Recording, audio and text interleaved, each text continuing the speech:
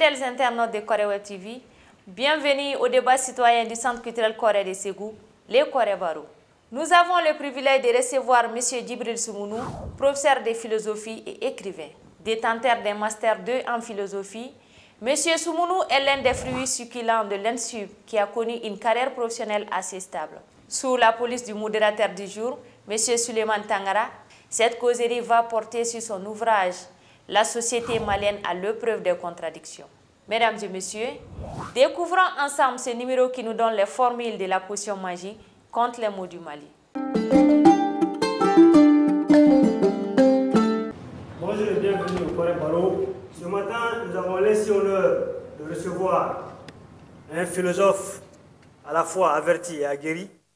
Et justement, ce matin, il est avec nous pour nous abreuver de ses analyses cliniques et de ses réflexions nourricières sur la nation malienne à travers son ouvrage intitulé « La société malienne à l'épreuve des contradictions ». Mais avant de donner la parole à notre invité, permettez-moi, chers invités, de faire quand même une brève présentation de l'homme. Détenteur d'un Master 2 en philosophie, en 2017, M. Djibril Soumounou a été affecté à l'Académie d'enseignement de Ségou comme chef de section curricula. Et c'est justement là qu'il a décidé de reprendre le chemin de l'école pour son Master 2 en philosophie, comme il a été précédemment dit. Alors voilà une brève présentation de notre invité. Monsieur Soumounou, vous avez la parole pour votre exposé. Tout d'abord, je salue tout le monde et je vous remercie d'avoir effectué le déplacement. Alors, comme vous l'avez si bien dit, après cette formation pour le master, je me suis dit, arrivé au niveau du mémoire, pourquoi prendre les classiques, toujours les Platon, Aristote, Descartes, Kant, Sartre. D'accord, c'est des classiques de la philosophie. Mais à l'heure où nous sommes, nous avons une plaie au niveau de notre pays, au niveau du continent africain. Pourquoi ne pas avoir comme thème quelque chose qui se rapporte à notre pays? Et l'idée nous est venue dans ce sens. C'est pourquoi on a préféré parler des actualités maliennes.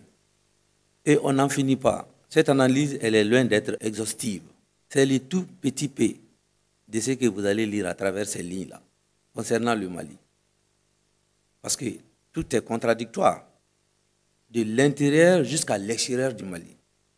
De contradiction en contradiction, d'accord, jaillit la lumière. Mais souvent, alors il faut savoir raison garder. Le linge sale se lave en famille. Et ce que nous vivons actuellement, et qui est un peu retracé dans ces documents, c'est une interpellation de nous tous. C'est faire notre mea culpa.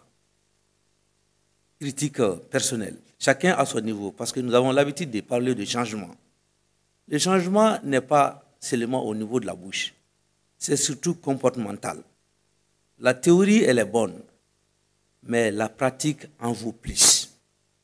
Ce dont le Mali a besoin maintenant, c'est l'action. Et c'est ce que nous disons à travers ces quelques lignes. Le document comporte 3 parties essentielles. Et chacune de ces parties, c'est le vivant, c'est le quotidien malien. Premier niveau, d'abord, ça concerne le manque d'éducation que nous lisons, pas seulement au niveau des comportements des jeunes, mais au niveau de tout le monde. Parce que nous avons l'habitude de dire que même l'adulte a besoin d'éducation. Chacun a besoin d'éducation, comme l'a dit Rousseau. L'éducateur a besoin d'être éduqué. Alors, deuxième niveau, au niveau de la première partie, c'est la question foncière, les litiges fonciers. Ça, c'est le corollaire. Une seule parcelle appartenant à beaucoup de personnes. Et si nous dépassons ce cap, nous avons la violence en milieu scolaire universitaire. Après avoir étudié 20 ans, 25 ans, en une matinée, on se voit déchirer le ventre. On se voit une balle dans la tête. C'est dommage. C'est des choses à éviter. Ça n'a pas son sens.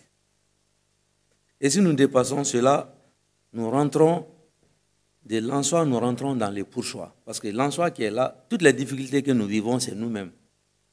Et à ce niveau aussi, on parle de conflits intercommunautaires. Hein? Les pourchoix, c'est une remise en question. Qu'est-ce que nous devons faire pour réaliser notre bonheur? Parce que le Mali ne manque de rien en réalité. Naturellement, nous sommes favorisés sur tous les plans, au niveau des richesses minières, au niveau même humain, la jeunesse malienne. Il y a plus de jeunes que d'adultes. Ça, c'est une chance. Nous avons la superficie, la grande superficie inexploitée. Hein? Office du Niger, Office Syrie, etc., et tant d'autres, qui ne demandent qu'une bonne politique d'orientation. Ce ne sont pas les moyens qui nous manquent. C'est une question de volonté politique. Si on veut, on peut. Hein, il ne s'agit plus de rester croiser les bras et de se poser la question, qu'est-ce qu'on peut faire? Maintenant, c'est qu'est-ce que nous devons faire? Alors, la dernière partie, ça porte surtout sur la problématique de l'accord d'Alger. Tout dernièrement, ça fait couler beaucoup d'encre. Mais entre nous, Maliens, c'est un problème comme tant d'autres. Ce n'est pas insoluble. Nous pouvons trouver bel et bien les solutions idoines pour mieux revivre. Parce que dans les temps, nous vivons mieux que maintenant. Quelles que soient les difficultés, si elles sont maliennes, leurs solutions sont maliennes. Ajouté à cela, on a amené une solution pratique concernant les problèmes quotidiens que nous vivons. Il s'agit d'un mécanisme, une commission ad hoc qu'on doit retrouver au niveau de tous les ministères. Parce qu'il y a trop de plaintes. Cette commission ad hoc doit avoir son relais au niveau des directions générales. Et des directions générales, maintenant, on vient au niveau des directions régionales. Pour que les services soient beaucoup plus proches des usagers. Tous ceux qui ont des plaintes doivent pouvoir faire savoir leurs plaintes. Et si la volonté politique est là, à ce niveau, on a touché le Premier ministre avant d'avoir le Président. Le Premier ministre doit avoir de grands yeux. Son travail est énorme. Nous devons tous pouvoir apporter notre contribution. Le Mali n'est plus dans un trou. Le Mali est au chaos. Chaos. On a tendance à penser qu'il n'y a plus la conscience. On ne vit plus. S'il n'y a pas de vie, alors trouvons des solutions pour survivre. Ce n'est pas une question de manque de moyens. Tous les moyens sont là. C'est une question de volonté. C'est pourquoi je le disais tantôt, quand on veut, on peut. Et il est grand temps que les Maliens veuillent certaines choses. Je vous en remercie. Je m'arrête là pour l'instant. Merci beaucoup, M. Soumounou, pour ce brillant exposé. Maintenant, nous allons libérer la parole. Ce ne sont pas seulement des questions, éventuellement des contributions également, parce que nous sommes dans un espace d'échange. Alors, M. Yaya Maïga. J'ai quelques questions. Est-ce que le pourçoit est possible avec la position actuelle du Mali? La dernière question, est-ce que quelque part ces contradictions dont vous nous faites allusion ne constituent pas une force pour l'évolution même des peuples? Nécessairement, le pourçoit doit se réaliser. Comme son nom l'indique, ce qui est pour nous, ce qui est bon pour nous, doit être réalisé par rapport à ce qui est mauvais pour nous. Le pourçoit, à ce niveau, n'est plus un espoir. C'est une réalité que nous devons amener pour survivre, pour mieux vivre. Et son avènement passera nécessairement par un changement de comportement. Ce que nous avons dit, à tous les niveaux, il y a des comportements indésirables. et de la part de la jeunesse et de la part des adultes. La corruption au niveau des services, ce n'est pas les jeunes, c'est les responsables administratifs. Alors, ce qui est bon pour nous, c'est de combattre la corruption. C'est de faire de telle sorte que tout ce qui peut être une menace soit balayé pour que nous puissions mieux vivre. D'accord, vous avez dit que la contradiction en elle-même, d'après Hegel, est une force, hein, le mouvement. Mais la contradiction devient une force quand elle donne un résultat positif. Comme dans un dialogue, la lumière jaillit du dialogue, n'est-ce pas? C'est de la contradiction qui a la vérité. Et cette vérité, la vraie, je considère celle-ci comme étant un résultat positif. Mais s'il s'agit de se contredire pour se contredire, comme ce que nous vivons au Mali, tantôt on dit c'est blanc, et après on dit c'est noir. Demain on dit ce n'est plus noir, c'est blanc, et ainsi de suite, on n'avance pas. Bonjour tout le monde. Bonjour. La société malienne a l'épreuve des contradictions. Dans ses livres, il a presque touché à tous les problèmes du Mali. Avant, on parlait du Nord. Le problème du Mali, c'était le Nord. Et maintenant, on est tous unanimes là-dessus. Ce n'est plus le Nord, c'est du Nord au Sud, de l'Est à l'Ouest. Tout à fait. Merci. Merci madame. Beaucoup. Merci. Dans vos propos liminaires, vous avez assez décrit et ensuite vous avez dit qu'il y a plus de jeunes que d'adultes. C'est là où intervient un peu ma question. Cette jeunesse dont vous avez évoqué ici, pensez-vous réellement qu'elle est en mesure de relever les défis de l'ère? Merci beaucoup. C'est une problématique qui est là. Si la jeunesse elle est l'actrice principale, alors on a à se poser la question, quelle jeunesse avons-nous? Effectivement, il y a beaucoup de questions qui s'articulent autour de la jeunesse malienne. Et nous avons l'habitude de dire que c'est une jeunesse qui est en déperdition. Vous avez donné les raisons. Il y a la responsabilité des parents. Il y a la responsabilité de l'État. Il y a leur propre responsabilité. Quand on dit jeunesse, en réalité, dans chaque famille, il y a des jeunes. À l'ère où nous sommes, on sait quel type d'enfants on a.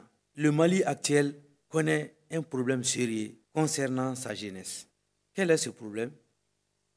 Nous l'avons mentionné dans les documents. Les Maliens à l'épreuve des plaisirs ni naturels ni nécessaires. Autrement dit, la jeunesse malienne qui accorde plus de l'importance au bar dancing, à l'alcool, aux drogues, de tout genre. Alors, si c'est la jeunesse qui doit assurer le relais, la relève, mais ce n'est pas une jeunesse de ce genre. Ce n'est pas une jeunesse qui refuse d'étudier, qui refuse d'aller à l'école, qui refuse la discipline, et au niveau de la maison, et au niveau dans la rue, et au niveau des lieux d'apprentissage. Il ne s'agit pas de cette jeunesse-là. Mais la responsabilité étant partagée, mais la grande responsabilité incombe à l'État. Si l'État veut sauver la jeunesse, l'État a les possibilités. L'État est fort, d'après les philosophes. Quand l'État est fort, il nous écrase. Quand il est faible, nous périssons. L'État est réellement fort. Loin d'être fataliste ou bien pessimiste, je sais que quand il y a une bonne politique d'orientation, vers n'importe quel sujet, la solution est vite trouvée. Mais comme vous avez mis l'accent sur la jeunesse est entre les mains des adultes. Et la jeunesse éduquée est consciente. Quand la jeunesse est consciente en ce moment, elle ne devient pas une caisse de résonance. Elle devient une jeunesse responsable. Au lieu d'être une jeunesse pensée, elle devient en ce moment une jeunesse pensante. En ce moment, elle sera animée de la faculté de jugement. Comme l'a dit Descartes, elle saura distinguer les choses contraires de la vie, le bien du mal, le juste de l'injuste, etc., etc. Mais ça demande tout un ensemble d'encadrement successif. Mais la grande part revient à l'État. Les enfants ont droit à l'éducation, c'est l'État qui éduque. Bonjour la salle. Bonjour. Bonjour. Alors, je me plais ici. Et merci au Centre culturel coréen pour cet espace d'échange et à la fois productif et instructif aussi, quoi. Merci. Moi, ma question fait allusion à ce manque d'éducation. Merci. Juste la question est que faut-il faire pour remédier à ces fléaux qui a tant dégradé notre société à tous les niveaux? Alors, pour qu'il y ait ces remèdes-là, nous l'avons dit, nous ne cessons de le dire, il nous faut nous remettre en cause. Parce que l'éducation, c'est quoi? C'est l'adoption de bons comportements. Il faut que nous parvenions à adopter de bons comportements dans les situations où nous nous trouvons, où nous nous trouverons. Si nous prenons, par exemple, la gouvernance, pourquoi on parle de malgouvernance? Le mal n'est pas le bien. Le mauvais n'est pas le bon. Quand on a la responsabilité au niveau d'un service, quand on est en train de faire mal, quand on est en train de fauter, on le sait, c'est conscient, c'est volontaire, c'est réfléchi. Ce n'est pas le hasard. C'est pensé et c'est réfléchi de façon stratégique pour s'enrichir. Le plus souvent, ce n'est que ça. C'est un manque d'éducation, parce que l'éducation étant la bonne manière, le bon comportement, quand on te confie une responsabilité, c'est pour que tu agisses dans ce sens, mais pas pour agir autrement. Moi, je ne cesserai jamais d'accuser ou bien même de pointer les doigts au gouvernement, parce que c'est au gouvernement d'amener des approches et des méthodologies nécessaires pour jouer ce rôle. Merci à l'écrivain, à vous les invités, merci au Centre culturel coréen, à Oniché. Le titre, c'est fantastique, c'est extraordinaire. La contradiction n'est pas en fait un combat, ce n'est pas une déchirure, c'est de la discussion que jaillit la lumière. J'ai beaucoup aimé. Mais j'ai retrouvé qu'il y a le pluriel du mal au Mali. C'est des mots. Je voulais poser une question aux philosophes. Quel est le mal le plus mal du Mali? Et proposer des solutions est une chose, trouver la solution est une autre, mais appliquer la solution. Comment appliquer la solution? Voici mes deux questions. Quel est le mal le plus mal du Mali et comment appliquer la solution trouvée? Merci. Le mal le plus mal du Mali, nous l'avons dit, c'est la crise de l'éducation. Parce que si c'est l'homme, l'acteur principal, si ce dernier n'est pas de bonne nature, le produit ne peut pas être bon. Donc le mal le plus mal à l'ère où nous sommes, c'est l'homme malien. C'est l'homme malien lui-même, l'homme malien tout court. Ce n'est pas le déterminisme qui nous gère. La cause n'est pas transcendantale. C'est en nous. L'en-soi, dans les documents, l'en-soi, c'est en nous. Et cette remise en question, le mea culpa, est une approche. On n'a plus le choix, nous l'avons dit. Nous sommes condamnés, obligés à changer de comportement. Imiter n'est pas une mauvaise chose, surtout imiter des nations qui se sont développées. C'est une émulation qui n'est pas une rivalité négative. Si on regarde par où ils ont reçu, comment ils ont reçu, nous n'avons qu'à faire comme eux. J'ai pris l'exemple sur la Chine tout de suite. C'est le même scénario. Si vous dites que vous aimez le poste, on va vous donner ce poste. Et si vous bouffez, on va vous tuer. C'est toi-même qui vas te donner la mort. Donc, le plus mal, c'est l'homme malien. Et nous ne pouvons pas avancer étant de mauvaise nature.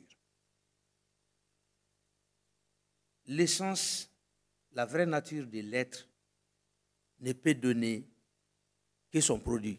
Nous sommes heureux de voir que enfin, les philosophes ne se plus à poser des questions, mais maintenant donnent des réponses. C'est qu'il y a aussi un changement qui...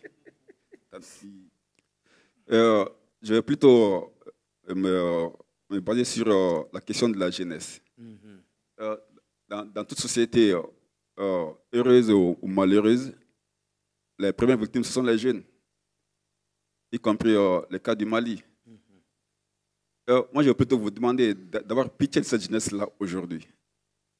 Et comme on dit aussi, forcément, les jeunes ont dû vraiment suivre des exemples pour être ce que nous sommes aujourd'hui au Mali. Si on veut prendre un modèle en tant que personnalité, un modèle temporel dans le temps, selon vous, quel serait le modèle aujourd'hui vers lequel nous devons nous tourner? C'est vrai, on a dit que la jeunesse malienne est en perte de repères. Une jeunesse perdue, mais qui doit se retrouver pour pérenniser, n'est-ce pas, les actions. D'accord, la jeunesse, elle est interpellée. Je l'ai dit, on ne doit pas la laisser à elle seule. Si jeunesse savait et que vieillesse pouvait, n'est-ce pas? Et cette jeunesse, c'est la matière première. Elle peut être récupérée, elle peut être encadrée pour suivre la droite ligne. Et ces rôles-là incombent à l'État. Les parents doivent jouer leur rôle, même si les parents ont failli, en réalité, les parents ont failli sur tous les plans. Ça me rappelle l'ancien sujet de philosophie, quand on a dit l'enfant est le père de l'homme. Quand on a corrigé ce sujet-là, les enfants disaient, oui, nos papas ont peur de nous, nos mamans ont peur de nous. Quand on veut Jakarta, ils achètent Jakarta. Quand on veut téléphone, leur marque là, plus cher, ils nous achètent ça parce qu'ils ont peur de nous. Mais c'était hors sujet. L'enfant est le père de l'homme parce que tout commence par l'enfance. C'est progressif. Hein? Dans le processus de l'évolution de l'homme, on est d'abord enfant avant d'être adulte, avant d'être vieille personne. Donc, j'interpelle toujours l'État. Hein. C'est une question de responsabilité. Parce que l'État, c'est vous, c'est moi, c'est nous tous. Si on venait avoir la chance d'accomplir une mission, accomplissons-la avec ferveur, avec fierté, avec dignité, avec honneur. Voilà un peu crise d'éducation. Les jeunes doivent être éduqués et majoritairement par l'État. Merci beaucoup. Voilà. Merci à tous et à la prochaine. Merci à vous, mon frère. Merci beaucoup. Chers téléspectateurs, ainsi prend fin cette causerie que nous avons eu l'immense plaisir de vous présenter. Merci de nous avoir suivis. Nous vous donnons rendez-vous pour un prochain numéro, tout en vous souhaitant nos meilleurs vœux pour le nouvel an.